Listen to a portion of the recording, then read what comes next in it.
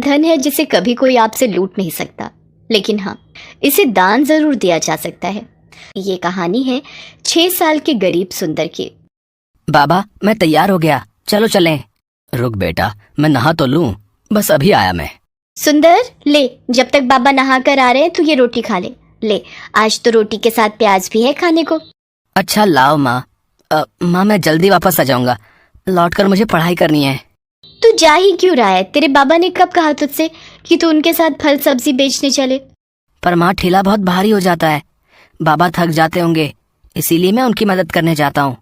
और वैसे भी माँ, मैं तो फल सब्जी बेचते बेचते भी पढ़ाई कर लेता हूँ। वो कैसे? जब भी कोई बाबा से कुछ खरीदता है तो मैं मन ही मन सारा हिसाब लगा लेता हूँ, वो भी बाबा से पहले। अच्छा तो चल फिर, मैं भी देखता हूँ कि तू हिसाब में कितना पक्का है। मुझे ये बता कि 20 रुपए किलो के हिसाब से 3 पाव आलू और 40 रुपए किलो के हिसाब से 1 पाव भिंडी के कुल कितने रुपए लेगा तू? आसान है बाबा, 25 रुपए है ना? अरे वाह, अच्छा अगर उसी ग्राहक ने आधा दर्जन केले भी ले लिए तो कितने पैसे लेगा? केले हैं 60 रुपए दर्जन, इसका मतलब 30 और 25 पूरे 55 रुपए लूंगा बाबा, वो भी गिन के। 6 साल की उम्र में सुंदर का दिमाग वाकई बहुत तेज चलता था। किशन दास उसे देखकर मुस्कुराने लगा, जबकि रामकली अभी तक हिसाब ही जोड़ रही थी। किशन दास जानता था कि सुंदर को पढ़ने का बहुत शौक था, लेकिन वो मजबूर था। सारा दिन मेहनत करके भी वो बस खाने लायक पैसे ही कमा पाता था। फिर उसी शाम, बहुत भूख लगी है यार, चलना कुछ खाते हैं। मीटिंग बस 10-15 मिनट में शुरू हो जाएगी, इतनी जल्दी कहाँ जा पाएंगे और क्या खा पाएंगे यार। रोहन और विनोद एक मल्टीनेशनल कंपनी में काम करते थे। वो अमूमन चाय नाश्ते के लिए ऑफिस से बाहर आते थे। उन्हें देखकर किशन दास को बहुत अच्छा लगता था और वो हमेशा यही सोचता था कि काश उसका बेटा सुंदर भी एक दिन उनके जैसा ही बड़ा आदमी बने। उस दिन भी यही हुआ। तभी विनोद ने किशन दास का कंधा हिलाकर उससे कहा, अरे भैया, कहाँ खोए हो? केले खिला दो यार, बहुत भूख लगी है। हाँ बाबूजी, ये लीजिए। बाबूजी, आपसे कुछ पूछूं? आप बुरा तो नहीं मानेंगे? हाँ पूछो पूछो। बाबूजी, मेरा बेटा सुंदर, उसे पढ़ने का बहुत शौक है, पर उसे अच्छे स्कूल में पढ़ाने के पैसे नहीं है मेरे पास। अच्छा तो कुछ मदद चाहिए? नहीं बाबूजी, मुझे पैसे नहीं चाहिए, मुझे तो बस कोई रास्ता दिखा दीजिए जिससे मैं अपने सुंदर को आगे तक पढ़ा सकूं। तुमने राइट टू एजुकेशन का नाम नहीं सुना क्या? क्या है ये? सरकार गरीबों के बच्चों के लिए हर स्कूल में 25% सीटें आरक्षित रखती है, जिसके तहत गरीब बच्चे वहां पढ़ सकते हैं और उनकी फीस सरकार भरती है। विनोद और रोहन की बात सुनकर किशन दास में उम्मीद जगी और फिर किस्मत ने भी सुंदर का साथ दिया। शहर के एक बड़े स्कूल में आरटीआई के तहत सुंदर का एडमिशन हो गया। स्कूल का पहला दिन था और सुंदर बहुत ही खुश था। बाबा, मैं कैसा लग रहा हूँ? बिल्कुल राजा बाबू लग रहा है मेरा बेटा। बाबा देखना, अब मैं खूब पढ़ाई करूंगा और एक दिन बहुत बड़ा आदमी बनकर दिखाऊंगा। जिस स्कूल में सुंदर को सीट मिली थी वहां शहर के सबसे अमीर घरों के बच्चे पढ़ते थे। इन्हीं में से एक था विकी, जो नामी सेठ सूरजमल का बेटा था। अमीरी के घमंड में चूर विकी हर वक्त बस अपने पैसों की धौंस दिखाता रहता था और अब सुंदर उसका नया शिकार बनने वाला था। अरे वाह, ये क्लास तो कितनी अच्छी है। हाँ फटीचर, देख ले, आंखें फाड़ के देख ले, क्योंकि इससे पहले ना तो तूने कभी ऐसा स्कूल देखा होगा और ना ही ऐसी क्लास। मेरा नाम फटीचर नहीं है, सुंदर है। सुंदर? इसका नाम तो देखो। सुंदर नहीं, तेरा नाम तो बंदर होना चाहिए। विकी की बात सुनकर सारे बच्चे सुंदर पर हंसने लगे और सुंदर की आंखों से आंसू गिरने लगे। लेकिन सुंदर जानता था कि उसे इन बातों पर नहीं बल्कि सिर्फ पढ़ाई पर ही ध्यान देना है। वो चुपचाप जाकर अपनी सीट पर बैठ गया। फिर कुछ देर बाद, good morning class, today we have 3 new students with us, please welcome them. बेटा अपना नाम बताओ। मास्टरनी जी, मेरा नाम सुंदर है। लो, ये बंदर मिस को मास्टरनी बता रहा है। ये सरकार भी ना अच्छे खासे कॉन्वेंट स्कूल को सरकारी स्कूल बनाकर छोड़ेगी। Vicky, mind your language. Sorry miss. सुंदर, बेटा मुझे मिस या फिर मैम कहो, okay? Okay miss, I will. Very good.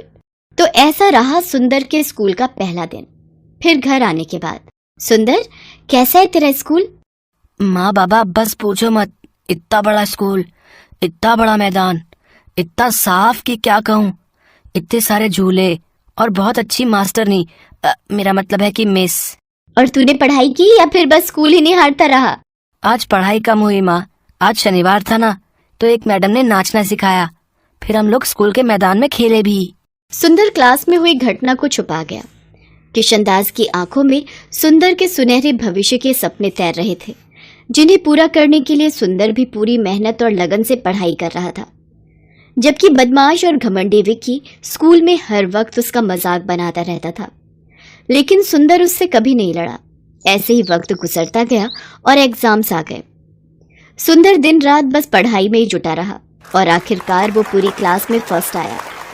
दूसरी तरफ विक्की को स्कूल के अलावा उसके घर पर उसे अलग से पढ़ाने के लिए ट्यूशन टीचर भी आते थे। इसके बावजूद उसका रिजल्ट बहुत अच्छा नहीं था। स्कूल में हर कोई सुंदर की तारीफ करने लगा। ये देखकर विक्की सुंदर से और भी चिढ़ने लगा, लेकिन उसने मन लगाकर पढ़ाई करने के बारे में कभी नहीं सोचा। ऐसे ही और कई साल गुजर गए। सुंदर और विक्की दोनों ने 10वीं क्लास की परीक्षाएं दी थीं और अब उनकी पहली बोर्ड परीक्षा का रिजल्ट आने वाला था। माँ, मैं राम के घर जा रहा हूँ। उसके घर में कंप्यूटर और इंटरनेट दोनों हैं, तो वहीं अपना रिजल्ट देख लूंगा। ठीक है बेटा, भगवान करे तेरा रिजल्ट बहुत अच्छा।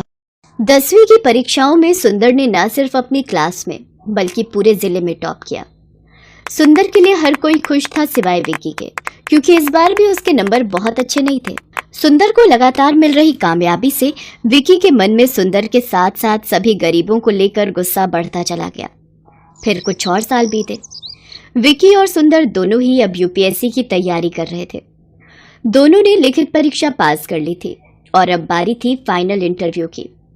दोनों का इंटरव्यू एक ही जगह पर था, तो विक्की को देखकर सुंदर ने उससे कहा, ऑल द बेस्ट विकी। ऐसा है बेटा, तू ये सब नाटक मेरे साथ तो कर मत। आज तक तू छोटे मोटे एग्जाम में टॉप करके अपने आप को टॉप समझ रहा था ना। अब देख, ये है असली चैलेंज। अब देखते हैं कौन कितने पानी में है। सुंदर ने फिर विक्की को कोई उल्टा जवाब नहीं दिया और इंटरव्यू के लिए अपनी बारी का इंतजार करने लगा।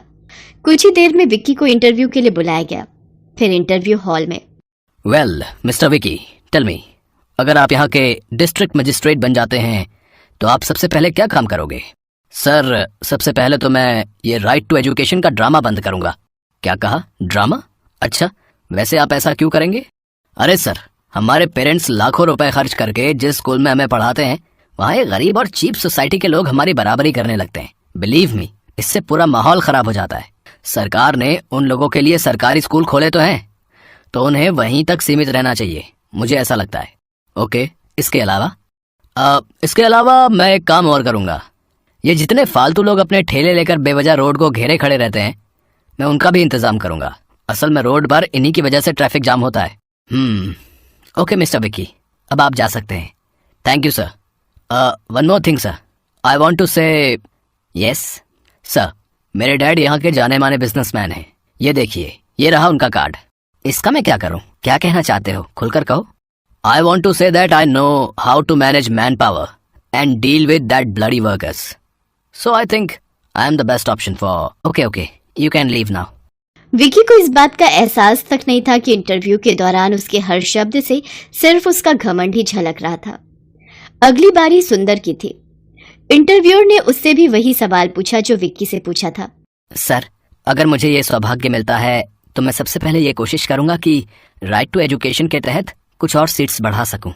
क्यों? इससे क्या होगा? सर, इसी कोटे की वजह से आज एक गरीब का बेटा इस लायक हुआ है कि आपके सामने बैठ सके। मैं बस यही चाहता हूं कि मेरी तरह हर किसी को यह मौका मिलना चाहिए।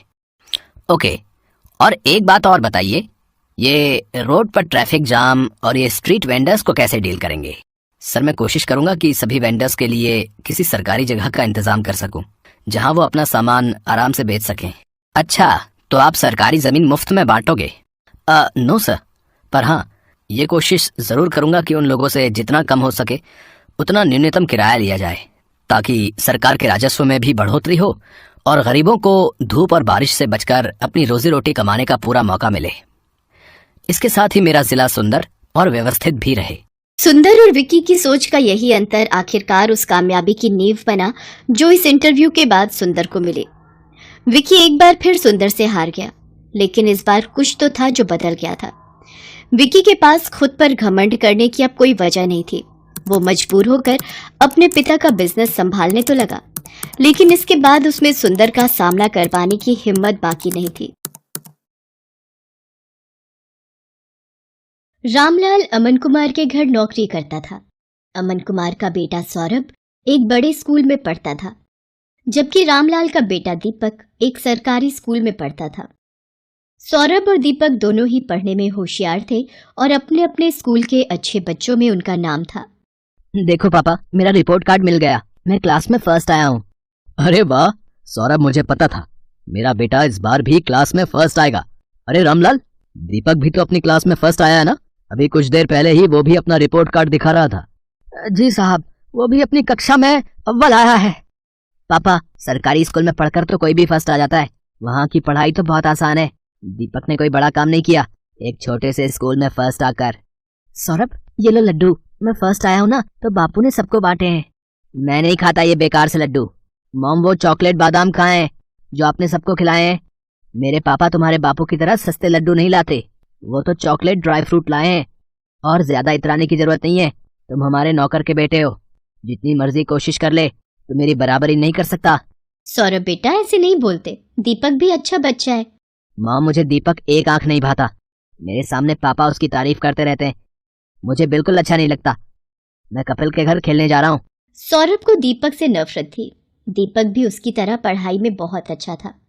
ये बात सुनकर सौरभ और गुस्से में आ जाता है। सौरभ कपिल के घर खेलने चला जाता है। क्या हुआ सौरभ, आज तू बड़ा गुस्से में है? मैं दीपक से नफरत करता हूँ। आज मैं जब पापा को अपना रिपोर्ट कार्ड दिखा रहा था तो दीपक ने भी अपना रिपोर्ट कार्ड दिखाया, वो भी मेरी तरह फर्स्ट आया है। फिर तुम ही बताओ, फिर पापा उसकी भी तारीफ करने लगे, वो हमारे नौकर का बेटा है। ये बात मुझे उसे समझानी होगी। अरे तू चिंता क्यों करता है, सब ठीक हो जाएगा। अच्छा सुन, कल दोपहर में सारे दोस्त गेम में पैसे लगा रहे हैं, तू कितने लगाएगा? मेरी तरफ से 200 रुपए लगा दे। अरे तू फिर से अपनी मम्मी के बैंक अकाउंट से 200 रुपए लेगा तो तेरी मम्मी गुस्सा नहीं करेंगी? मेरे पापा बहुत रिच हैं, मेरे पास पैसों की कमी नहीं है। मेरे मम्मी पापा मुझसे कुछ नहीं कहते हैं क्योंकि मैं स्कूल में हमेशा फर्स्ट आता हूँ। सौरभ को गेम पर पैसा लगाने की आदत पड़ गई थी। वो आए दिन अपने दोस्त कपिल और बाकी दोस्तों के साथ ऑनलाइन गेम खेलता और उस पर पैसे लगाता। सौरभ पढ़ाई में अच्छा था, इसलिए उसकी मम्मी भी उसे अकाउंट से पैसे लेने के लिए कुछ नहीं कहती थी। सौरभ, तुमने मम के अकाउंट से आज फिर 200 रुपए निकाले हैं। पापा, वो मेरा ऑनलाइन ग्रुप गेम चल रहा है ना, तो उसी के लिए चाहिए थे। अरे मुझे पता है, सौरभ ने मुझे बता दिया था कि वो 200 रुपए ऐड कर रहा है।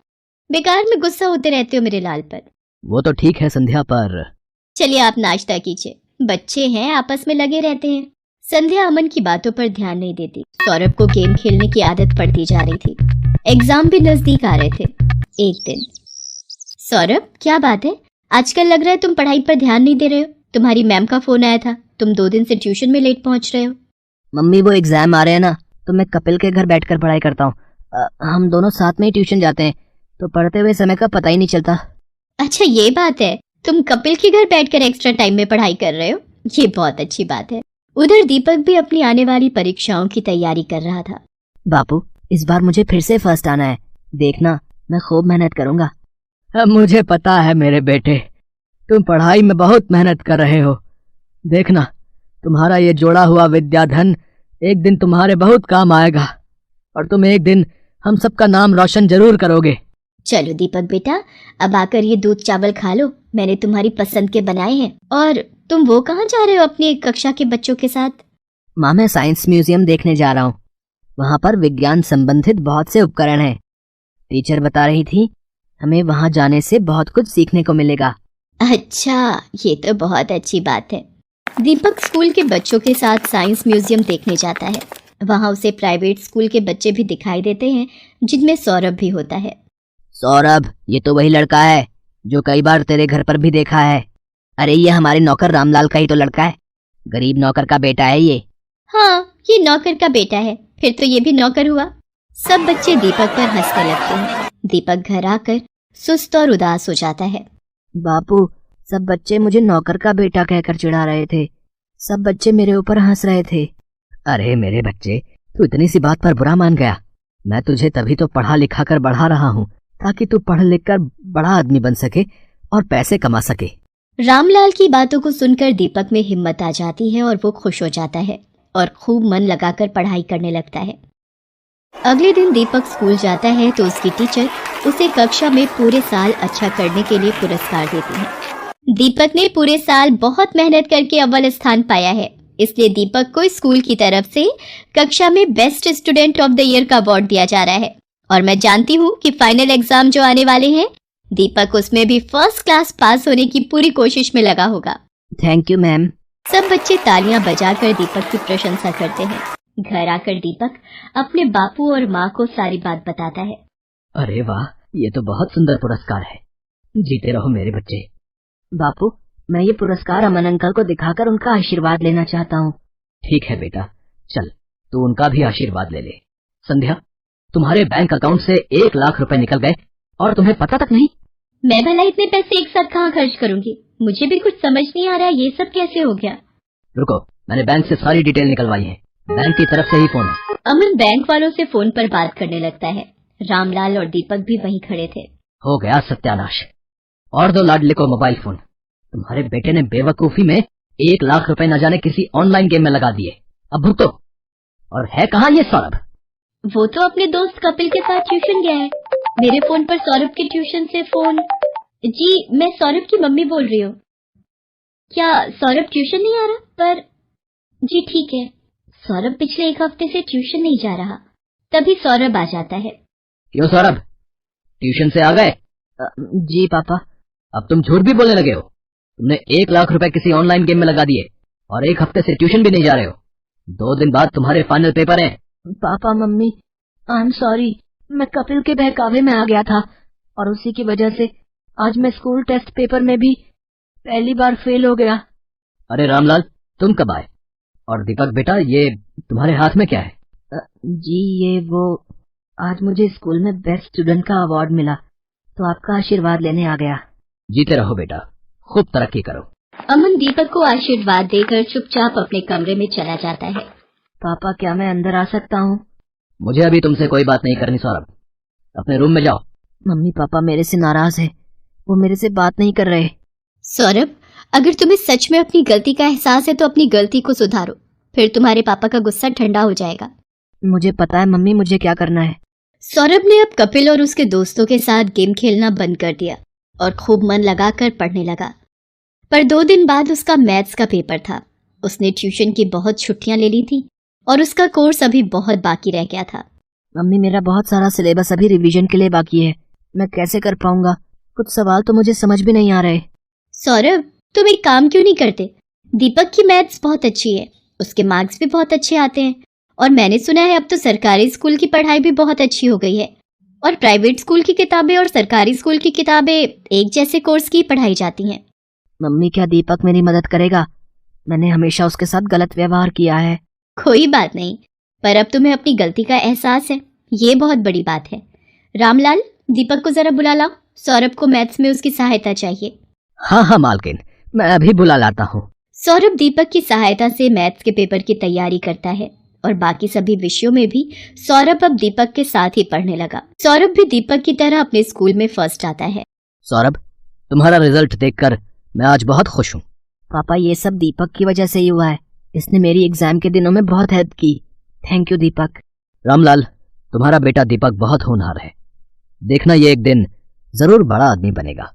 अमन अंकल, एक दिन मैं भी आपकी तरह ही बड़ा बिजनेसमैन बनूंगा। दीपक की बातों को सुनकर रामलाल की आंखों में खुशी के आंसू आ जाते हैं।